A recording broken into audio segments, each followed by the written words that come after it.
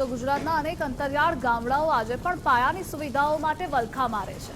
આવું જ એક ગામ છે વલસાડના કપરાડા તાલુકાનું નાની પલસાણ ગામ। અમે આપને આ ગામના જે દ્રશ્યો બતાવી રહ્યા છીએ તે જોઈને જ આપને આ ગામની વરવી વાસ્તવિકતાની ખબર પડશે। ગામમાંથી વહેતી દમણ ગંગા નદી પર પુલ ન હોવાના કારણે ગ્રામજનોને જીવના જોખમે નદી પાર કરવી પડે છે। અમે જ્યારે સ્કૂલે જતા ત્યારે નદી પાર કરવી પડતી હતી। આઝાદીના 76 વર્ષ બાદ પણ સ્થિતિ કંઈક ને કંઈક આવી જ છે। આ કહેવત તમે તમારા વડીલો પાસે સાંભળી હશે, પરંતુ વલસાડના કપરાડાના અંતરિયાળ વિસ્તારોમાં કંઈક આ રીતની પરિસ્થિતિ છે। આપ જોઈ શકો છો ટાયર ટ્યુબના સહારે જે પ્રમાણે અહીં નદી પાર કરીને આવવું પડતું હોય છે, કારણ કે વચ્ચેથી જે નદી પસાર થાય છે એના ધસમસતા પ્રવાહની અંદરમાં આ રીતે જ લોકોએ અહીં આવવું પડતું હોય છે। બ્રિજના અભાવે સમગ્ર મામલે અહીંયાથી જે મેડિકલ સુવિધા છે તે પણ અહીંયા મળતી નથી, જેના કારણે લોકોનો અહીં રોષ છે। આ છે નાની પલસાણ ગામ કે જ્યાં લોકોએ આ રીતે તરતા તરતા નદીના પ્રવાહમાંથી એક ફળિયાથી બીજા ફળિયા આવવું પડતું હોય છે। જમીનની હકીકત જે રીતની છે, સરકાર ઘણી બધી યોજનાઓ તો લાવે છે, પરંતુ અંતરિયાળ વિસ્તારોની સ્થિતિ જેસે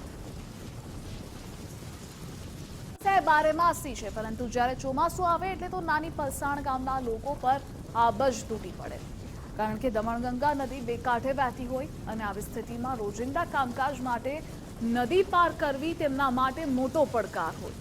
આ પડકારને પાર કરવા ગ્રામજનો હવા ભરેલી ટાયર ટ્યુબનો સહારો લે છે। તસવીરો જોતા લોકોની પરેશાનીને સમજી શકાય છે। અમારે અહીંયા જો ગામમાં રહેવું હોય તો તરતા બી આવડવું જોઈએ અને ટાયર ટ્યુબ વસાવવું જરૂરી છે, કારણ કે નદી મધ્યમાંથી પસાર થવાના કારણે તરતા તો આવડવું જ જોઈએ। હવે તરવા સિવાયનો કોઈ વિકલ્પ નથી, જેના કારણે અમારે પુલ કે કોઝવે હોય તો પરિસ્થિતિને સુધારી શકાય। સરપંચનું કહેવું છે કે જો ગામમાં રહેવું હોય તો તરતા આવડવું જોઈએ।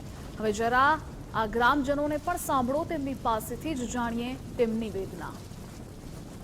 જે અમારા નાની પલસાણ ગામમાં 107 જેટલા ઘરો વસ્તી ધરાવતો પહેલા બાજુ એક ફળિયો છે, એમાં 25 ઘરો છે, જેઓને આ બાજુથી સ્કૂલ આ બાજુથી છે, આંગણવાડી આ બાજુથી છે, પછી કંટ્રોલ આ બાજુથી છે। એ લોકોને આવવા જવામાં ઘણી તકલીફો પડે છે। ટૂંકના સહારે આવવું પડે, કોઈ વખત લાકડાના સહારે આવવી પડે। હવે ટૂંકની સુવિધા થઈ ગયેલી છે એટલે ટૂંક વડે હવે અગાડી તો લાકડા વડે આવતા કોઈ પ્રેગ્નેન્ટ વાળું રહે, કોઈ બીમારની સમસ્યા રહે તો આવવાની ઘણી તકલીફો પડે એ લોકોને।